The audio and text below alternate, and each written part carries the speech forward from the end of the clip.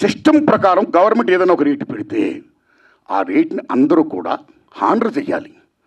అలాగ హానర్ చేయకుండా ఈ మధ్య కాలంలో చాలామంది భారీ చిత్రాలు తీసిన నిర్మాతలు వాళ్ళు వేల కోట్లు పెడుతున్నారు. ఓకే, హ్యాట్సప్, సెల్యూట్, కేపబిలిటీ ఉంది, పెడుతున్నారు, మనం గర్విస్తున్నాం, సంతోషమే.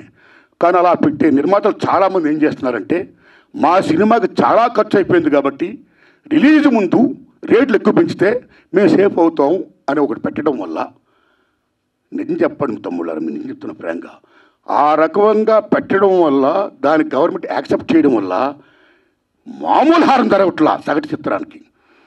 అలాగే ప్రేక్షకులకు డబ్బు ఎంతమంది దగ్గర ఉంటుందండి? పేదవాడికి సినిమా కూడా ఉంటుంది, డబ్బు ఉన్నవాడికి సినిమా కూడా ఉంటుంది. డబ్బు ఉన్నవాళ్ళు హ్యాపీగా చూడగలుగుతారు, పేదవాళ్ళు ఎక్కడ చూస్తారండి? అప్పు సప్పులు చేసి మరీ చూస్తారండి.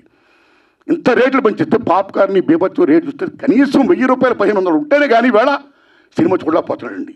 సో సగటు ప్రేక్షకుడికి వినోదం అనేది చాలా చౌకగా వచ్చే సినిమా ఈవేళ కాస్ట్ అయిపోతే ఈ రేట్లు పెట్టడం వల్ల అదేం ధర్మం అండి?